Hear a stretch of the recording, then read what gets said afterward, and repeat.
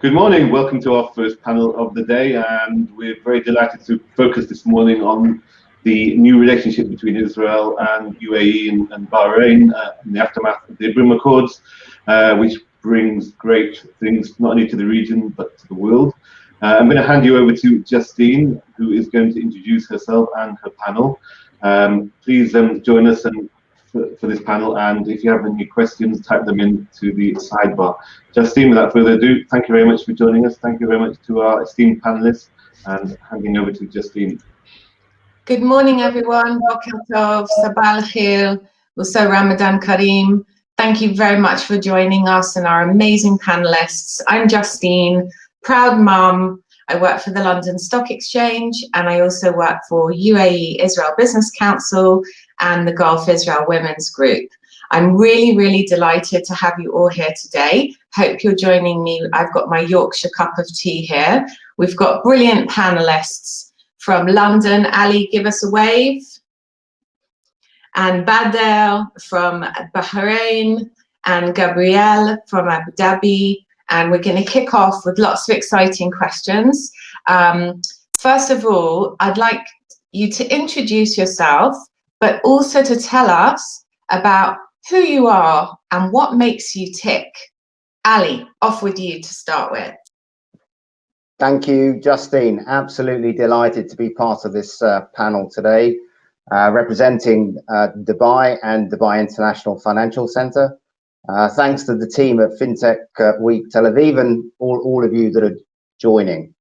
So I've been part of DIFC for 16 of its 17-year history, firstly as a financial regulator in Dubai, and then for the past 8 years, leading our international coverage out of the UK, helping firms, both conventional and tech, export their expertise, products, and solutions to the growth markets of the Miaza region.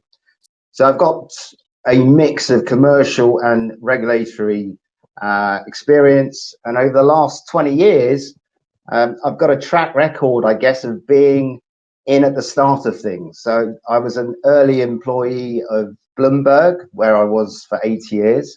I was at the beginning of the FSA in the UK when it became the single financial regulator, and I joined the DIFC when much of its current physical footprint was sand. Of course, now DIFC is the largest financial services and tech cluster in the GCC, and now recognized internationally as #1 for the Miaza region, which is Middle East, Asia, South Asia. So what makes me tick? So in taking all of that into account, I think pushing frontiers, building things, going the distance, imagining the future, and then taking the steps today that brings that future into the present. On a personal level, I'm dedicated to my family, like Justine. I have to be. I have 5 children. So the eldest of the 2 are now at medical school. I think we have another medic in the pipeline, possibly. Another one that's looking at business and finance, and one that's crazy about social media. So let's see where that goes. Wonderful. Thank you, and congratulations. You've got a good gene pool going on there. Over to you, Gabrielle.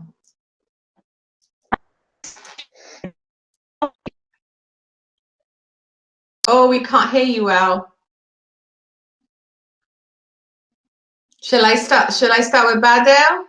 Badr, over to you, sire. Hi, thank you, Justine, for having me on this. It's my pleasure to be here with you. Just a bit about myself and kind of my background, where I'm coming from. I've spent a good part of my career working on FDI as part of the Economic Development Board of Bahrain, looking at the ICT sector at different areas. I spent a considerable time setting up one of Bahrain's first cloud accelerators in partnership with Amazon Web Services. So he spent a good deal working with startups and in the innovation space. And now I currently head business development and acceleration for Bahrain Fintech Bay, where we work with global global fintechs from all around the world, helping them get a footprint into the Bahrain and the GCC market. As Bahrain Fintech Bay, we work very closely with our founding partners, who are the financial institutions. We have over 30 financial institutions as our founding partners. And with them, we help connect them with fintechs globally and bring about different opportunities with the fintechs. Second part of your question, what makes me tick? I think I'm always very keen for well-built products and solutions and good customer experiences, right? And I really appreciate when somebody puts the effort when they're building something where they've thought things through exceptionally well, and the flow makes sense, because you can tell a lot about a way somebody runs their business by the way that they interact with their customers and the customer base. And I think in a summary, those are kind of the things that really get me excited. Excellent. And Gabrielle, have you got connection? Can you hear me better now? Yes. I'll keep my camera off just for now until I sort that out. But thank you guys for inviting me. Really chuffed to be here. My name is Gabrielle Inzirillo. So I'm the head of market development for the financial technology unit of Abu Dhabi Global Market. So I sit within the Financial Services Regulatory Authority, and Abu Dhabi Global Market is actually an independent financial center that's based out of Abu Dhabi that ensures, essentially a business-friendly environment in line with international best practices and based on English common law. Now, I'm really, really chuffed to be here and to be speaking with you guys, because prior to joining ADGM, I was actually in venture capital, so investing in fintech startups. So I've done quite a few investments in Israel, quite a few investments across the EMEA. And over the years, I became increasingly aware that it was just fundamental, really, really fundamental to have good regulation if we're going to get great financial products out to people, right? It's the basis of everything. You can't have amazing entrepreneurs fighting with, legislators, policymakers, and regulators. It's the basis of getting this out. And I became so passionate about this and so passionate about creating an environment where entrepreneurs can just get in there and prove their product market fit, and that their financial products and that their fintech solutions work, that I joined ADGM in order to better support them. So that's really what makes me tick, getting great fintech startups out there. You are awesome, Gabrielle. Thank you. So on to my next question. I'm very much a people person and a touchy-feely person. So I just want to touch on your personal feelings about the Abraham Accords and when it was announced. Like for me, myself, it's my life's dream that came true. The same day I couldn't stop crying. My girls were laughing at me because I was dancing up and down in the supermarket. They were like, "Mommy, you've gone crazy." And I just, for me, it's just a dream come true. We've done business together for so many years, but quietly. But now we can all be together as reunited as a family. So how did you feel, Ali? Well, Abraham, excuse me, Abraham is the middle name of our eldest son. So I guess that gives you an insight into my personal views. It is, it's a tremendous opportunity. It's a welcome development. We are part of the same family in terms of a region.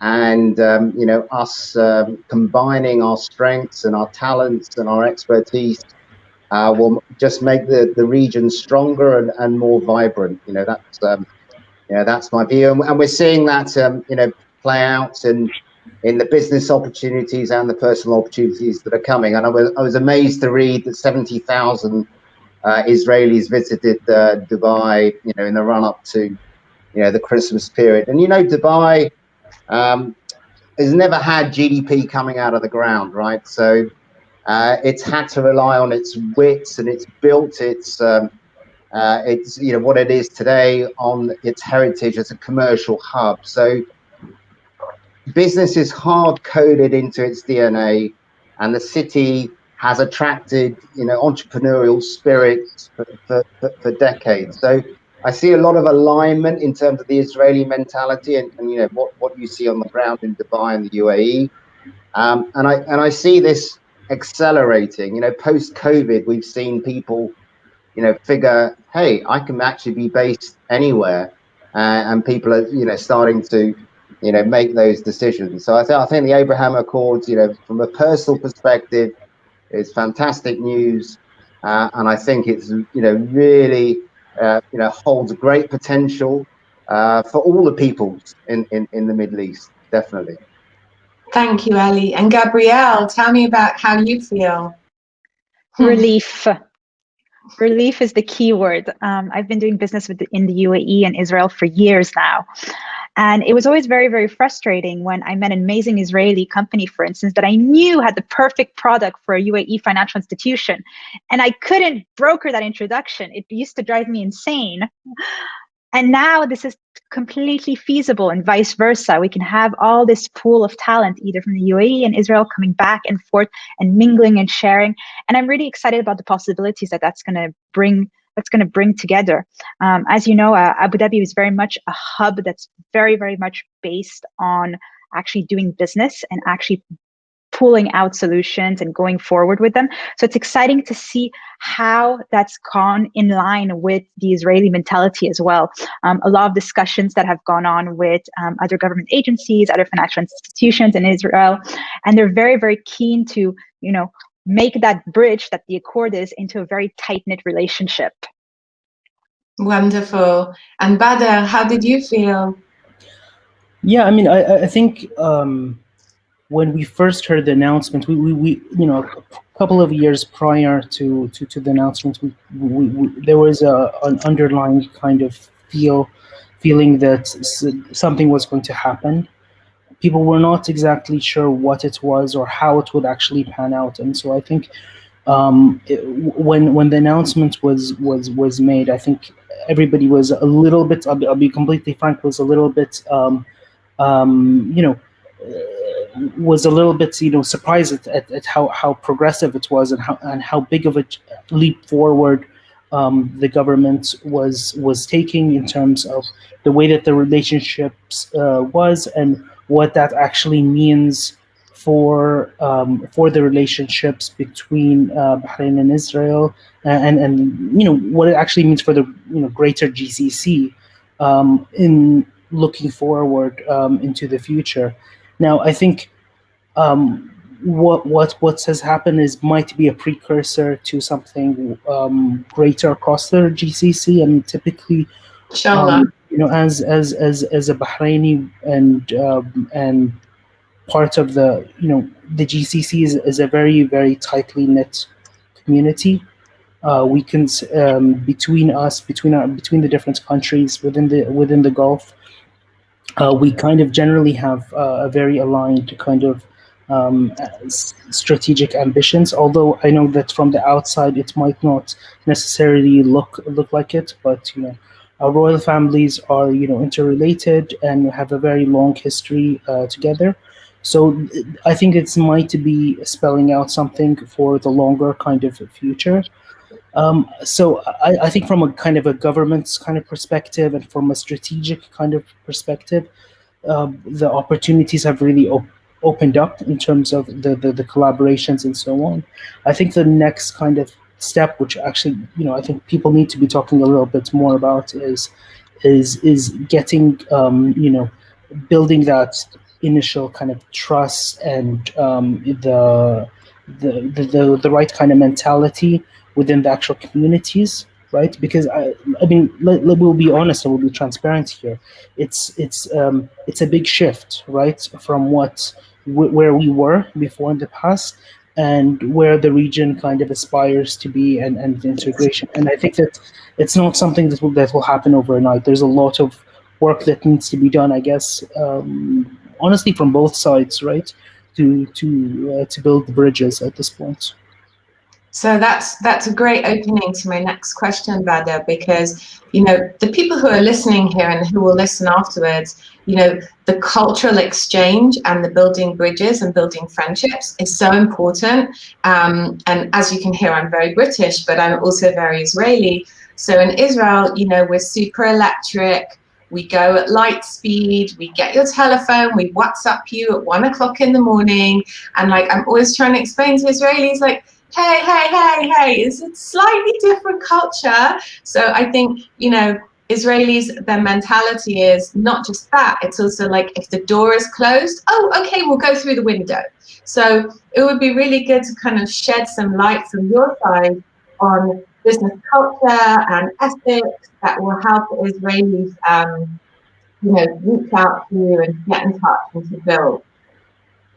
Yeah, I mean, I definitely agree with that, and I think that I agree with that in the sense that there is a bit of a difference in the culture. I mean, I grew up a big portion of my life in London and in Germany, and during that time, I spent a lot of time. You know, my friends, my colleagues, my classmates were Israeli, and you know, from that you get to learn a little bit about, you know, their culture, and I think that the main kind of difference as a Khaliji, as a Bahraini, is that we typically we do things for a longer, like we build relations for the long term, right?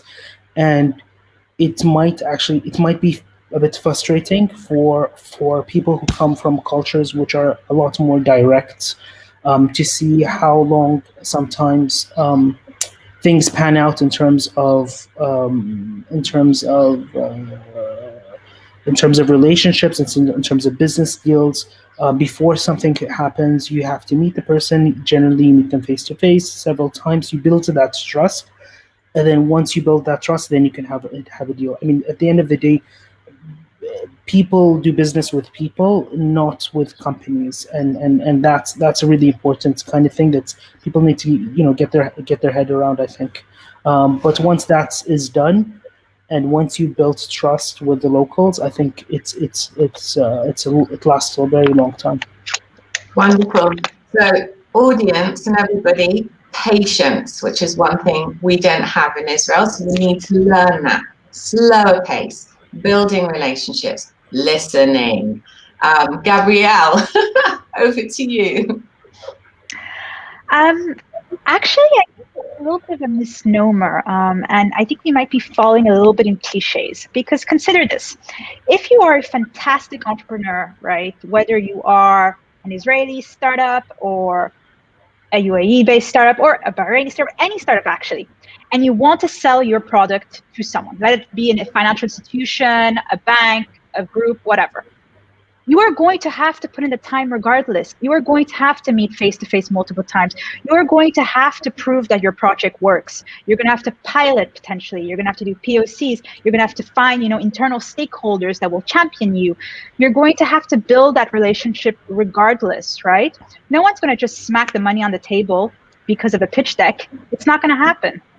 And therefore, I think a lot of entrepreneurs, if you are an entrepreneur to begin with, already have built that aspect that they have to create these relationships. And I've seen it. I've seen fantastic entrepreneurs that have gone on to implement beautiful solutions in banking institutions, that when one person from the bank leaves, they take it to another one. And that's because of that amazing connection that they built of trust. So yes, maybe culturally, there are some slight differences, but in the world of startups, not so much. Thank you. And Ali, over to you. Yeah, I kind of agree with both, actually, both you know, Badr's comments and Gabrielle. I think that they both make sense. I'd also flag that you know Dubai, UAE, and the wider region, in fact, is actually surprisingly cosmopolitan, right? So, you know, in the DIFC, there's over 140 nationalities in the 27,000 people that are working there, and so you have this sort of mix of different cultures. Actually, you know, I think that that's one of the factors that makes, you know, Dubai and the UAE very creative and very dynamic. It's because of the different types of people and different types of ways of doing things. You also, you know, within the DIFC and ADGM, you know, you have business environments that are familiar. I think Gabrielle mentioned, you know, common law. You know, the DIFC is very, very proud to have been the first in the region, and they say that imitation is the highest form of flattery. So we're very pleased that others have also looked and thought that that's a good model, and it's good because it means that businesses, business models, and control frameworks from elsewhere can be sort of easily dropped into the region and then operating. So, but Badr's point, I think, is absolutely critical. Take the time to build trust, because once that trust is in place, you've got a long-term business relationship. And we think that, if you have a physical presence in the region, then that illustrates your commitment as well. I mean, I have to say, to Justine's point, I have actually had experiences where people pretty much within the first 5 minutes are wanting to see the dollars. Yeah. So show me the money. Show me the money. Show me the Terrible. money. It's nice steady. Yeah. Sorry. Oh, so I'd like to kind of, so hysterical, sorry. So kind of like to dip into a little bit how you've been kind of building the knowledge and corporations day to day, and like how you'd like to encourage others to get in touch, like what technologies are you looking for? Like, we can all be each other's Rolodexes. So please give me some insight into that. It would be very valuable. Gabrielle, would you like to start? Sure, absolutely. So actually, I'm very excited to talk about this. We've recently launched the first regulator-led digital marketplace and sandbox called the Digital Lab, which is actually a global initiative that essentially connects financial institutions from across the world with fintech solutions from across the world. So startups can come on, expose their APIs, get certified, be in a neutral environment. And if there's a match that is made between a financial institution and a startup, they can test directly within our digital sandbox in order to prove a business use case. And we've done that on purpose in order for it to be a global project. And we're very, very keen at the moment to invite more and more Israeli startups to join the platform, to connect with the financial institutions we already have here that are quite UAE based, and also to have financial institutions come and join the platform to connect with a whole host of talents. So that's something we're very excited about. Anybody who's watching here, please type in ADGM Digital Lab and come on board. And I'm sure it's going to be a wealth of opportunities that can be built that way.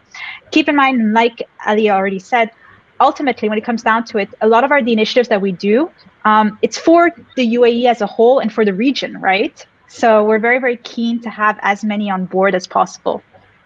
Oh, that's wonderful, beautiful news to share with everyone. Maybe you can put it in the chat as well so that people can see it, and we'll definitely echo that afterwards. And Mabruk, sounds amazing. Badr, over to you.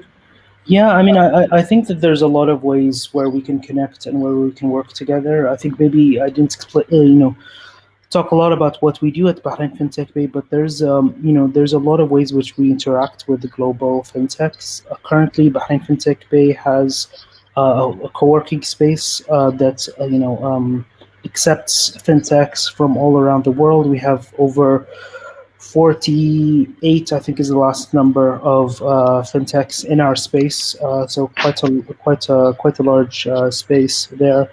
And we work with fintechs on different levels.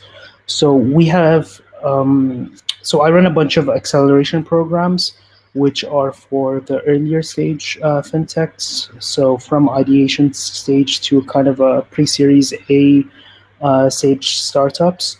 Last year during COVID, we ran maybe 5 or 6 programs, and these programs, some of them are focused more locally, and some of them are more international, and they're always run in partnership with our founding partners, so one of the financial institutions and the banks or so on. I think that's what makes us a little bit unique, is that we're not a government-funded entity, where we have no connection. Well, we were part of a strategic initiative by the government, but we are built by the private sector and supported by the private sector. And what that actually means for us is we have a very close relationship with the 30+ financial institutions who are backing us. And so we work very closely with these institutions around, solution sourcing for their needs and working with them to put strategy in place in terms of what their kind of fintech rollouts looks like. So we're in a kind of unique situation where we have very clear transparency across the board in Bahrain, and using that, we understand what the market is looking for, and we proactively target companies to what we call our venture acceleration platform, which is a growth stage fintech platform where we look at bringing global leaders in specific areas to come and work out of our space or to work with us with the financial institution. So it's a very targeted approach. Besides these, we through the central bank, we launched, I think it was 2018, a regulatory sandbox through the Central Bank of Bahrain. From that, I think we've seen some really impressive successes that have come through. And one of them I just want to note was, I think we had the first cryptocurrency exchange in the region go be part of our sandbox. The company is called Rain. And when they started, they took an office from Bahrain Fintech Bay. There were like 4 employees at the time. And in a matter of a year and a half, we had to ask them to take a different space because they've grown so big that they were around 20 or so employees. We didn't have enough space for them anymore. So they moved downstairs in the same building, and glad to say, like 2.5 years later, there are over 100 employees, of them 90 or so Bahrainis. And so I think that just kind of shows you what opportunities are unlocked when you have a regulator and a sandbox environment that works for the fintechs. And I'm talking here specifically about Bahrain, but I think across the GCC region, you're seeing a lot of these initiatives, and some of our friends that are joining us from Abu Dhabi and Dubai have similar kind of initiatives. So I think the whole region is at this point really ready to accept kind of global companies and support them. Yeah. That's fantastic. Are you ready for half of Israel to come to Bahrain? Because it's probably going to happen, I'll get onto that in a minute. Ali, over to you. Yeah, no, I mean, I completely agree with Badr. I think that the region has taken fantastic steps, and I think we're going to touch upon why it makes sense for the export map, if you like, for Israeli tech. But yeah, I mean, listen, we saw the mix change dramatically over the last 18 to 24 months. I think I'm spending probably upwards north of 60% of my time with technology companies or tech related companies. There are 350 plus in the DIFC now. We launched our ecosystem in 2017, and we have the programs. Excuse me. We have the programs. We have the access to capital investors and potential clients. And yeah, I mean, we have the partner firms that sit in that ecosystem. So, and we're still building that out. I mean, it's we've done some good work, but we have a future of finance strategy in place that's going to take everything to the next level. In terms of the fintech verticals, in terms of the ecosystems that support innovation and those enabling technologies. And this is where you're touching on some really deep expertise in Israel. So it's cyber, digital ID, blockchain, API. Those all support developments in the fintech vertical. So wealth tech, reg tech, insure tech, and digital banking. So if you're in those spaces, we'd love to talk to you and really see how we can support you in a low friction way to get you accessing those opportunities. That's a fabulous invitation, and before we finish, we'll do some growth hacking together. The other question that I have is Israelis, we're always, we're a small country, so we always aim global. And traditionally, the key markets for us have been, Europe, the UK, which obviously I see a lot, and the States and Asia. But now the doors are open for elsewhere. And exactly like Badr was touching on, Israelis can now set up their businesses. It's a 3.5 hour flight. And how would you encourage Israelis to look at your markets, to either relocate, to build, to cooperate, and some practical tools for them?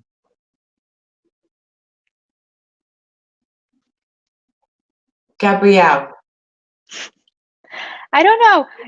I figure when it comes down to it, you're so good at calling out names at this point that it's better to have you'll go. You give off that mum vibe.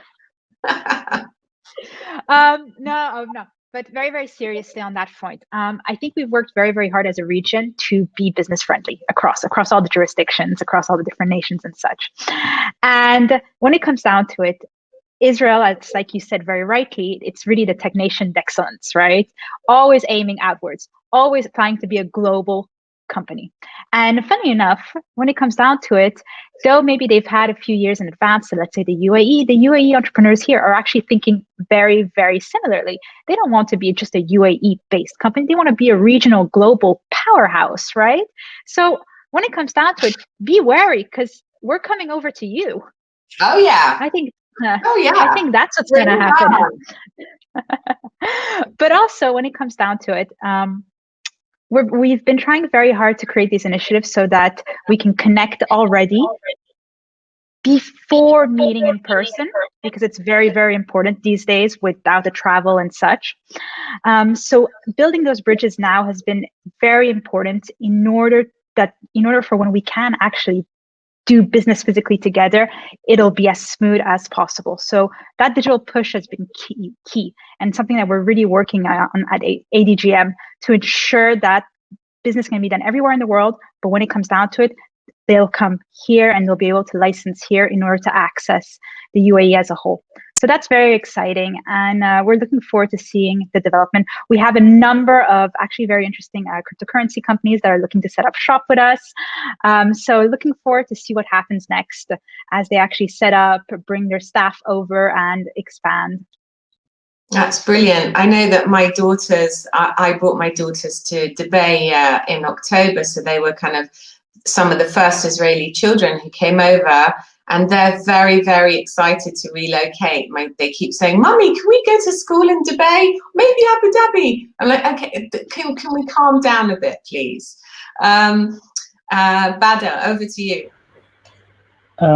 Before I answer your question, I'm very impressed by the way that you pronounce Dubai, which is I think it needs to be noted. Very, very good pronunciation.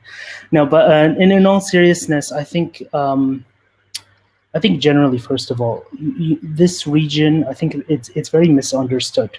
First of all, I think it is a very exciting region, and I think that the next 20 to 30 years, I would go as far as saying it's probably going to be one of the most exciting regions to look at globally, and for a few kind of main reasons. One is, you have a very young population who is extremely well educated, and we have all of the access to funding that we would need to make the changes. And along with that, we have the right kind of leadership, right kind of progressive leadership that is looking for change in this region. So when you combine these kind of 4 or 5 kind of key things, I think it's a good indicator of what changes we expect moving forward in the future.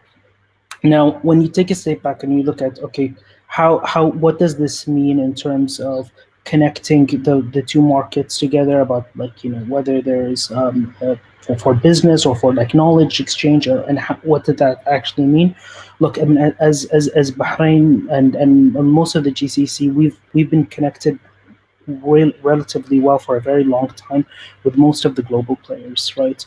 We have very strong, as a region, we have very strong relations with most countries globally, and I think this is Israel is really reaching at the kind of the last kind of frontiers of relationships which are being built as new kind of connections.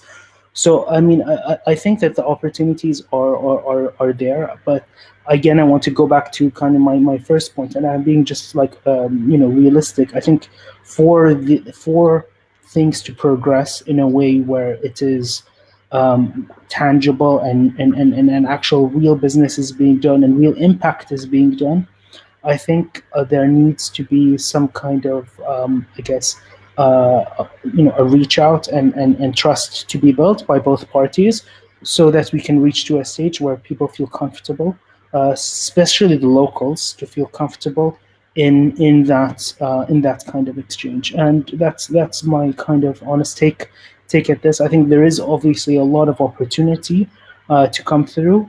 But there needs to be a reach out, and to be very honest, I think most likely that would have to come from Israel first to the region, because of the fact that we already speak to most of the global countries and so on.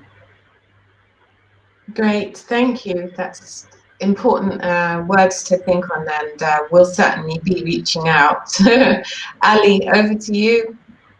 Yeah, I mean, just on that last point, we've had extensive outreach with the Israeli tech and financial community for the last few months. I've been closely involved to such an extent that, albeit virtual, I feel like I've been in Tel Aviv for at least 3 or 4 months, right? So it's been tremendous. But listen, no, I mean, I think that the setup of Israeli tech as an export sector is perfect for the opportunities in the Middle East and wider region, right? So it's relatively underpenetrated, relatively high demand for the reasons that Badr outlined. You have diversifying economies, you have governments very much supporting the adoption of the digital economy, and you've got significant investments being made.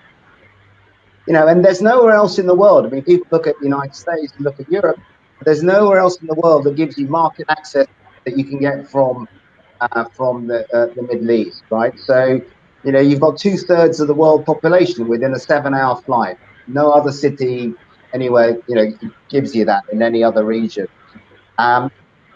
Interestingly, I was having a discussion with Google, and they were talking about some of the metrics they use in terms of market entry, and one of those is digital penetration and or smartphone penetration, right? So in the GCC, you've got smartphone penetration over 70%, which is 20% higher than in Europe.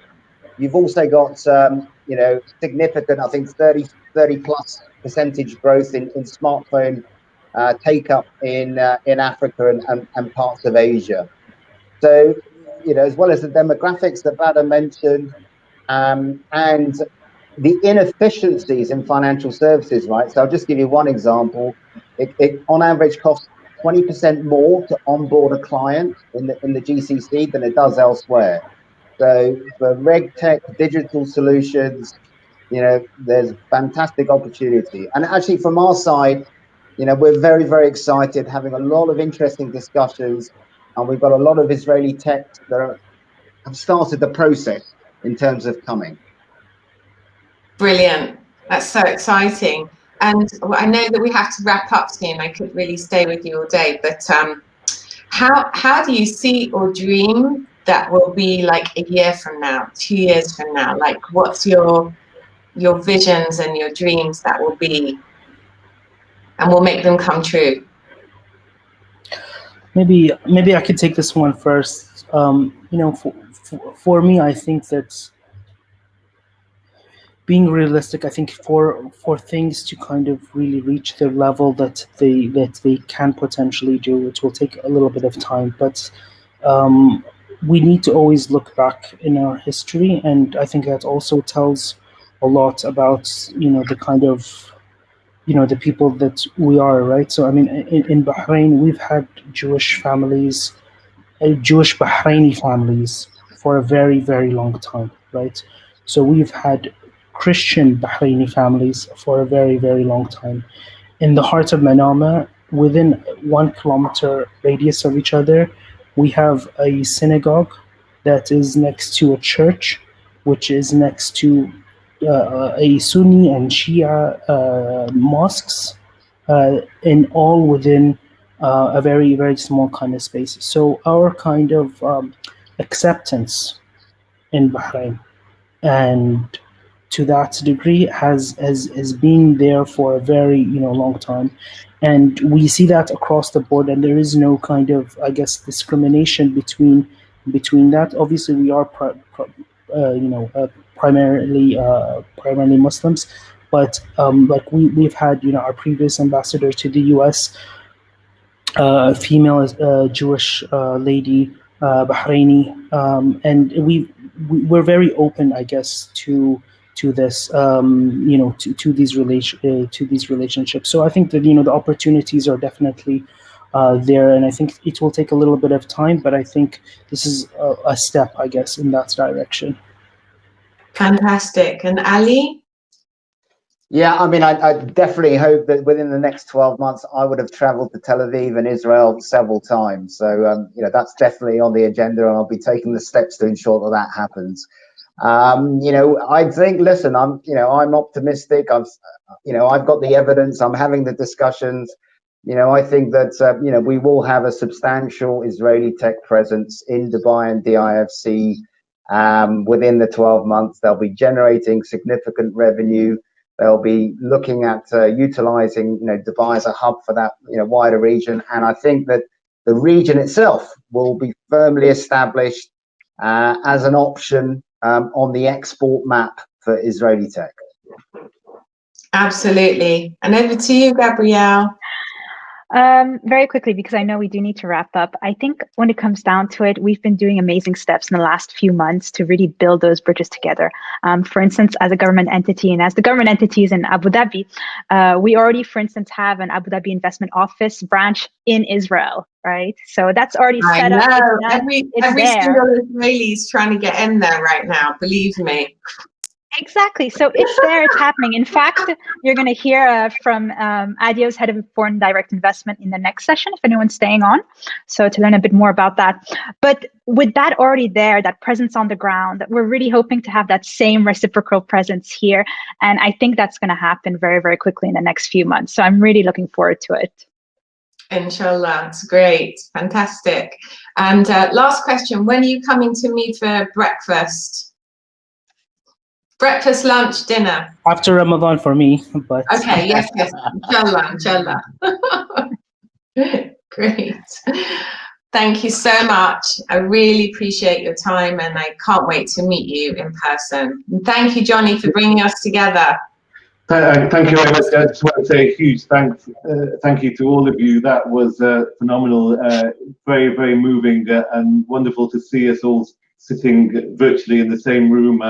I sat in December in Dubai at the GITEX conference and saw Israeli officials and UAE officials on stage, and for me that was a seminal moment. We have so much in common, our cultures, our backgrounds, that this relationship can only be beneficial for the world, and I look forward to fruitful relationships with all of us, and we can teach the West a few things, that's for sure. So thank you guys for being with us. Really enjoyed that session, and looking forward to working with you in the future.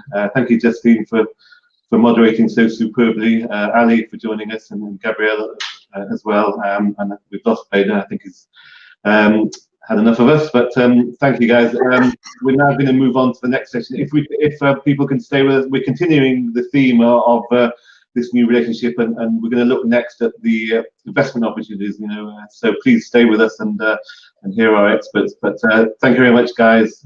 Really appreciate it. Thank you. Have a great day.